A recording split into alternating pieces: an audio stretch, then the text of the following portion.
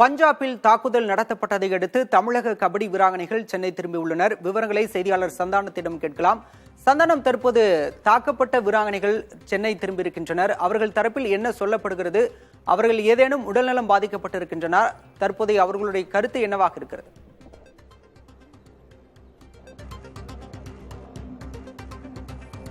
பாலா, பஞ்சாபில் நடைபெற்ற கல்லூரிகளுக்கு இடையிலான கபடி போட்டியில் தமிழ்நாட்டிலிருந்து 4 பல்கலைக்கழக சார்ந்த வீராங்கனைகள் சென்றிருந்தாங்க.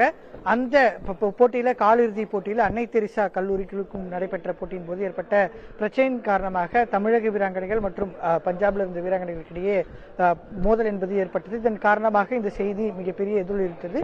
குறிப்பாக ஏற்கனவே 2 மாதங்களுக்கு முன்பு ஆண்களுக்கு இடையிலான இன்டர் காலேஜ் யூனிவர்சிட்டி போட்டிக்கு சென்ற போதும் இதே போன்ற ஒரு சூழல் ஏற்பட்டது. குறிப்பாக தென்னிந்திய மாநில கல்லூரிகளை சார்ந்த வீராங்கனைகளுக்கும் வட மாநிலத்தை சார்ந்த வீராங்கனைகளுக்கு இடையே பாகுபாடு இருப்பதாக தொடர்ச்சியாக அப்போதே குற்றச்சாட்டுகள் தெரிவிக்கப்பட்டிருந்த நிலையில்தான் தற்போது மீண்டும் இந்த சம்பவம் என்பது மிகப்பெரிய அதிர்ச்சி ஏற்படுத்தியது. இருப்பினும் கூட தமிழ்நாடு விளையாட்டு மேம்பாட்டு ஆணையம் சார்பாகவும் நேரடியாக பஞ்சாப் யூனிவர்சிட்டிக்கு தொடர்பு கொண்டு வீராங்கனைகள் டெல்லி அழைத்து வரப்பட்டு டெல்லியில் இருக்கக்கூடிய தமிழ்நாடு இல்லத்தில் தங்க வைக்கப்பட்டிருந்தாங்க. அங்கிருந்து ரயில் மூலமாக இன்று காலை சென்னை வந்த இந்த வீராங்கனைகளை தமிழ்நாடு விளையாட்டு மேம்பாட்டு ஆணையத்தினுடைய அதிகாரிகள் தற்போது வரவேற்று சென்னை எழும்பூர்ல இருக்கக்கூடிய மேயர் ராதாகிருஷ்ணன் மைதானத்தில் அவர்கள் தங்க வைக்கப்பட்டிருக்கிறாங்க.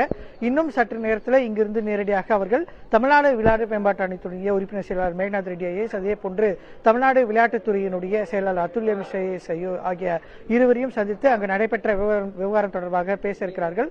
அதன் பின்பு இந்த விவகாரம் தொடர்பாக அடுத்த கட்ட நடவடிக்கைகளாக என்ன செய்யலாம் என்பது குறித்து அதிகாரிகள் முடிவெடுக்கிறாங்க. குறிப்பாக தொடர்ச்சியாக பஞ்சாப்ல தான் தொடர்ந்து இந்த கபடி போட்டிகள் நடைபெறுகிறது. அங்கு செல்லும் போது தென்னிந்தியாவிலிருந்து செல்லப்படக்கூடிய அணிகளுக்கு தொடர்ச்சியாக இது போன்ற சம்பவம் நடைபெறுகிறது. எனவே கபடி போட்டியை ஒரே கல்லூரிகளில் நடத்தாம கடந்த ஆண்டும் அதே பல்கலைக்கழகத்தில், இந்த ஆண்டு அதே பல்கலைக்கழகத்தில் இந்த போட்டி நடத்தப்பட்டிருக்கிறது. வேறொரு கல்லூரிகளுக்கு மாற்றப்படும் பட்சத்தில் இந்த சம்பவங்கள் நடைபெறுவதை தடுக்கலாம் அப்படிங்கிறதா அந்த கல்லூரியில் சார்பாக பங்கேற்ற வீராங்கனைகள் மற்றும் பயிற்சியாளர்கள் நம்ம கிட்ட செய்தியா சொல்லியிருக்காங்க. பாலா, விவரங்களுக்கு நன்றி சந்தானம். பஞ்சாபில் தாக்குதல் நடத்தப்பட்ட சம்பவத்திற்கு பிறகு சென்னை திரும்பி இருக்கக்கூடிய வீராங்கனைகள் மற்றும் பயிற்சியாளர் அளித்த பேட்டியை தற்போது பார்க்கலாம்.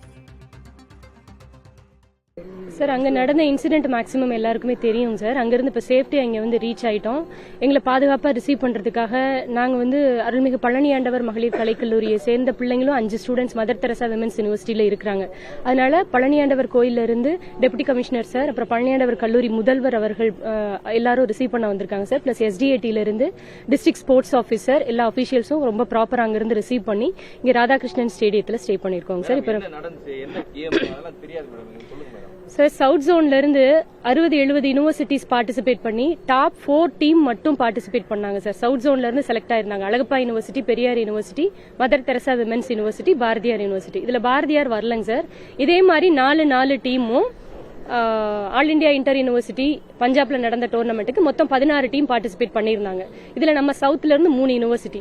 லீக் மேட்சஸ்ல ஃபர்ஸ்ட் பெரியாரும் அழகப்பாவும் விளையாண்டதுல ரொம்ப ஒருதலை பட்சமா செயல்பட்டதுனால அவங்க லீக் மேட்சஸ்லேயே வெளியில போற மாதிரி ஆயிடுச்சு.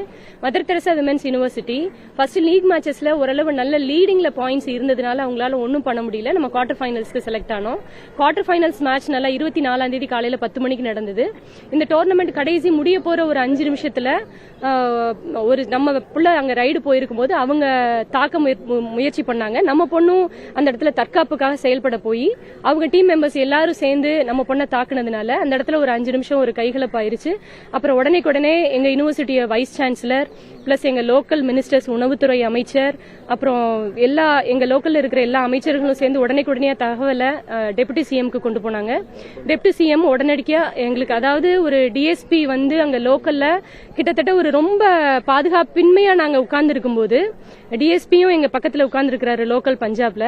சார், ஒரு நிமிஷம் டெப்டி சிஎம் இஸ் காலிங் அப்படின்னு நான் சொன்னதுக்கு அப்புறம் அவங்களுடைய எக்ஸ்பிரஷன் எல்லாமே மாறி அப்ப இருந்து எங்களுக்கு ரொம்ப பாதுகாப்பான சூழல் உருவாயிடுச்சு. அதாவது ஒரு தமிழக கபடி வீராங்கனைக்காக டெப்டி சிஎம் உடனே எங்களுக்கு கால் பண்ணி அங்க பேசினது எங்களுக்கு எனக்கு ஒரு பெரிய கான்பிடன்ஸ் ஆயிடுச்சு. அந்த இடத்துல பிள்ளைங்களை நம்ம நல்லபடியா பாதுகாப்பா கூட்டிட்டு வந்துட முடியும் அப்படின்னு. அதுக்கப்புறம் எங்களுடைய HRNC மினிஸ்டரும் உடனே எங்களுக்கு கால் பண்ணாங்க சார் மொபைல்ல என்னுடைய மொபைலுக்கு. அதுக்கப்புறம் ரொம்ப பாதுகாப்பா அவங்களுடைய பாதுகாப்பின் மூலமா 7 மணிக்கு நாங்க அங்கிருந்து கிளம்பி அதிகாலை 3:30க்கு டெல்லியை வந்தடைஞ்சோம். அங்கே தமிழ்நாடு ஹவுஸ்ல எங்களுக்கு ரொம்ப சிறப்பா எல்லா அகாமடேஷனும் கொடுத்து பாதுகாப்பா வச்சிருந்து இப்ப சென்னை ரீச் ஆயிட்டோம் சார். நேற்று நைட்டு முந்தா நாள் நைட்டு 11 மணிக்கு கிளம்பணும். இன்னைக்கு மார்னிங் நாங்க சென்னை எக்மோர் ரீச் ஆயிட்டோம்.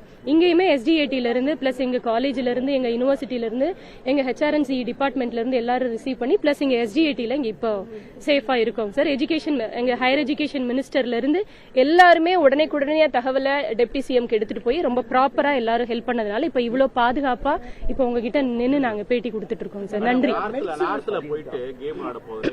உங்களுக்கு இன்னைக்கு மட்டும் பிரச்சனை நடக்கல. சமீப காலமா கிட்டத்தட்ட ஒரு 20 வருஷமா நடந்துட்டு இருக்கு. அதான் முன்னாள் வீரர்கள்லாம் சொல்றாங்க.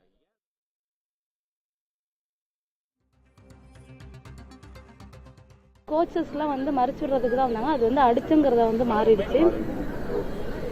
அதுக்கப்புறம் அப்போ வந்து எல்லாம் பிரிச்சு விடுறது அது வந்து ரொம்ப சண்டையாச்சு. அபிஷியல்ஸும் எதுவுமே பண்ணல. எங்களை வந்து அவங்களும் வாண்டடா வந்து அடிக்க ஆரம்பிச்சிட்டாங்க. கோச்சை வந்து கூட்டிட்டு போய் ஆக்சுவலா அவங்க அடிச்சாங்க. நாங்க வந்து சரி பிரச்சனை வேணாம்னு சொல்லிட்டு திரும்பி ரிட்டர்ன் வர்றப்ப எங்களுடைய கோச்சுக்கு 2 கையும் பிடிச்சிட்டு போய் ரூம்குள்ள பாண்டி சாரை தான் கொண்டு போய் அழைச்சி கூட்டிட்டு போய் அவங்க தான் அடிச்சாங்க. அதுக்கப்புறமேட்டுக்கு எங்களுடைய சாருக்கு ஃபோன் பண்ணி சொன்னோம்.